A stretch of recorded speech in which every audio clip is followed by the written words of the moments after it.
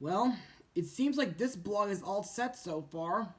Sir, there's a man in this apartment who's here to see you. See me, huh? Who? He's waiting in your living room.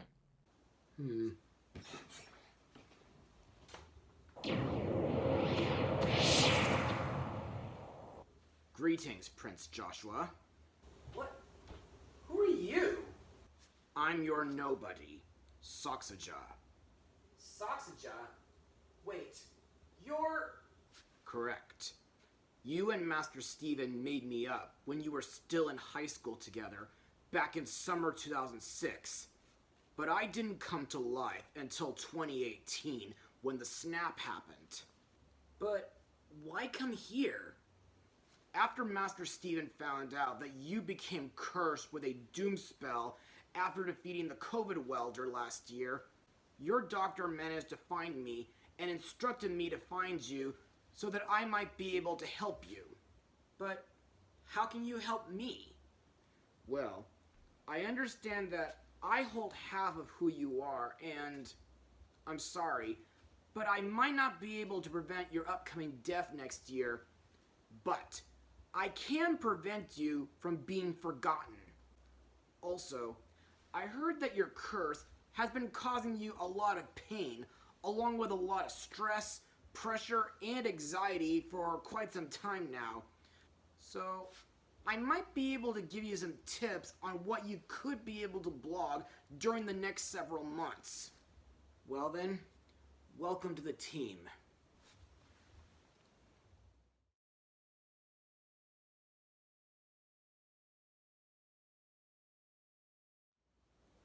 Hey everybody, I'm Joshua Orro, the Mustang Prince, and welcome to Mustang Prince Orro Reports.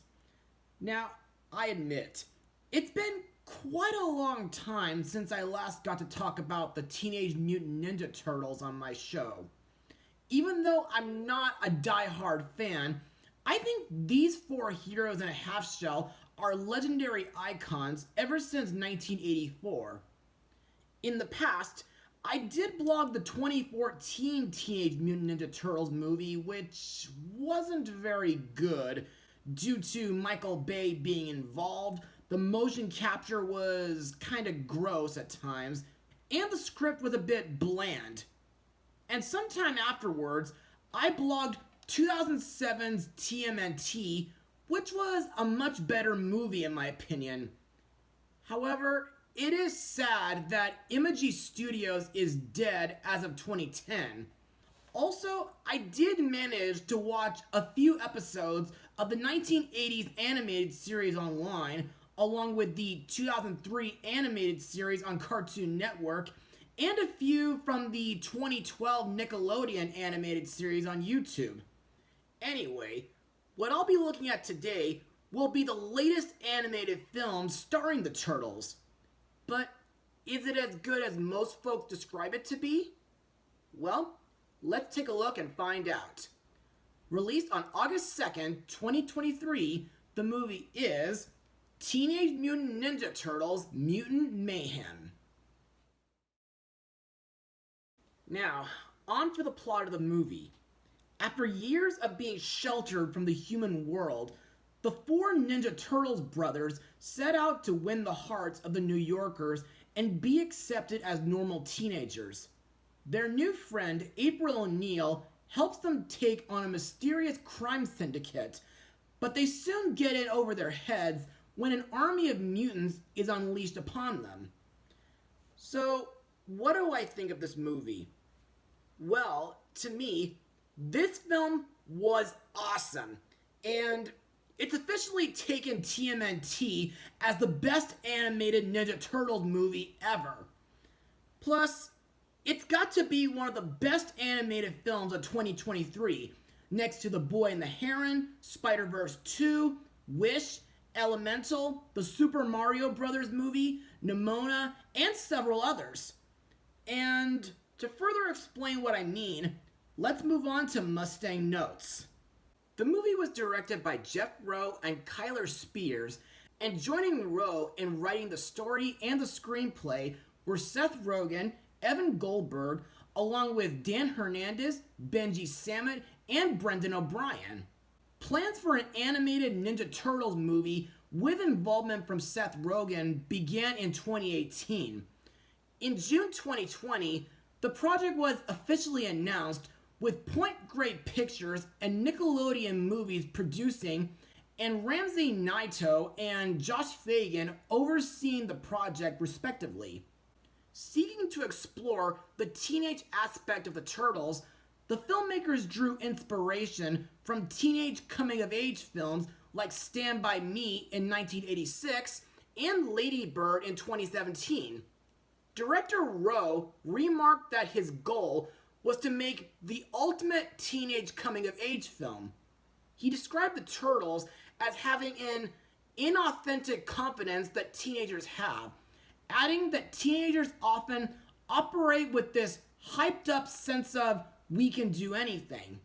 The film's animation was provided by Micros Animation and Cinesite. It was primarily influenced by school notebook sketches.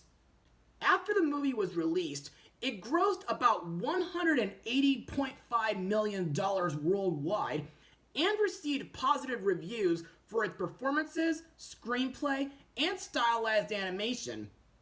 Plus, several critics considered it as the best Turtles movie ever. Now, when I saw the movie in theaters last year, I saw it on opening day with a few friends from Vocational Visions, and this was one of a couple films from 2023 where I received a digital collector ticket from the Regal Crown Club. Anyway, from what I can say, after rewatching the movie on Blu-ray, I think the movie's animation is equally as awesome as the Spider-Verse films, the Mitchells vs. the Machines, Puss in Boots: The Last Wish, and Nimona. For example, the way New York City is portrayed in this painted CGI style looks very mysterious, and the fact that it's crawling with gangsters and criminals. Also, the action and fight scenes are kick-ass and thrilling, especially during the final climax. Plus, I find it interesting that some parts of the movie include clips from old live-action films like Ferris Bueller's Day Off and Snake Fist Fighter. Also, I think the humor in this movie is pretty good, though sometimes a little mature for younger audiences. But at least it's not on the same level of humor as this. And like some CGI films these days, there are lots of pop culture references. And that's all I got for Mustang notes. So let's move on to the characters and their voice actors. Let's begin with our four main characters, the Teenage Mutant Ninja Turtles. Leonardo, voiced by Junkie Janker host Nicholas Cantu, Donatello, voiced by Micah Abbey, Raphael, voiced by Brady Noon, and Michelangelo, voiced by Shannon Brown Jr. To me, these four young turtles have a very interesting role in this. They're curious about life above the sewers, and they long to live with and like humans their age. Plus, they're usually seen doing supply runs and catching movie nights without anyone noticing them. And they usually do fruit ninja on the roofs. Also, I like the fact that the turtles act like real teenagers, and their personalities are pretty similar to their comics and past animated TV appearances. Next is their surrogate father, Master Splinter, voiced by the legendary martial arts master Jackie Chan, whom I remember from 2004's Around the World in 80 Days, the Kung Fu Panda films, the Nut Job 2, and the 2010 remake of The Karate Kid, which will be getting a follow-up this December. Now, unlike his previous incarnations, this version of Splinter so far seems to have no connections with Hamato Yoshi, and he's never encountered the Shredder. Plus, he distrusts humanity due to one encounter where he and the turtles were chased away, and that he was disliked by everybody, human or animal, when he was a normal rat. Also, I thought his backstory on how he found the turtles as babies before being mutated was very interesting, and I found it cool that he taught them martial arts after watching several Jackie Chan movies and internet tutorials. Also to note, Splinter's attire for the movie was inspired by Jeffrey the Dude Lebowski of the 1998 Coen Brothers crime comedy The Big Lebowski, while his physical build was based on actor Danny DeVito. Our next character is April O'Neil, voiced by Ayo Edebiri, who got to be in the second Spider-Verse movie, Theater Camp, and she'll be voicing as one of Riley's new emotions in Pixar's upcoming animated film, Inside Out 2, this summer. April is a student at Eastman High who's extremely interested in journalism. April also attempted to read morning announcements for school, but unfortunately, she froze up in fright and began to vomit exclusively, which caused everybody to call her Puke Girl. Over the course of the movie, April seeks to find the identity of the mysterious Superfly so that she can receive the kudos as well as prevent the curfew that was set up. In my eyes, April is my favorite character in the movie, and I find her to be an amazing supporting character while helping the Turtles win public acceptance as heroes. Also to note, I find it interesting that this version of April is like a mix of the 2012 animated series version and the 2018 Rise animated series version. Another character to talk about is Cynthia Outram, voiced by Maya Rudolph, who was in Shrek the Third, Disney's Big Hero 6, George Lucas's Strange Magic, Sony's The Emoji Movie, Pixar's Luca, The Mitchells vs. the Machines, The Willoughbys, Disenchanted, and she'll be in John Krasinski's If this coming May. This character is the head scientist of Techno Cosmic Research Institute, or TCRI for short. She's devoted to creating mutant armies, regardless of the cost or casualties along the way. Plus, she had also proven to be quite sadistic when she tried to extract the turtles' mutagen by painfully milking them in a machine. At the end of the movie, she seems to be hell-bent on capturing the turtles to the point of hiring the Shredder. Finally, we come to the film's main villain, Superfly, voiced by American rapper Ice Cube, whom I remember from the Barbershop movies, Are We There Yet?, and The Book of Life. Superfly is a mutated housefly who was the first mutant that Dr. Baxter Stockman created before Cynthia Outram stopped him.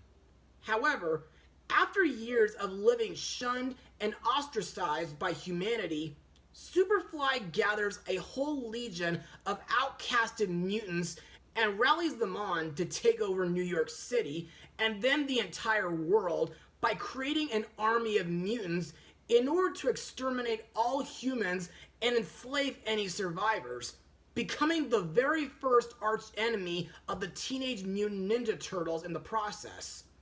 To me, Superfly is vindictive, megalomaniacal, cantankerous, two-faced, cold-blooded, murderous, and violent.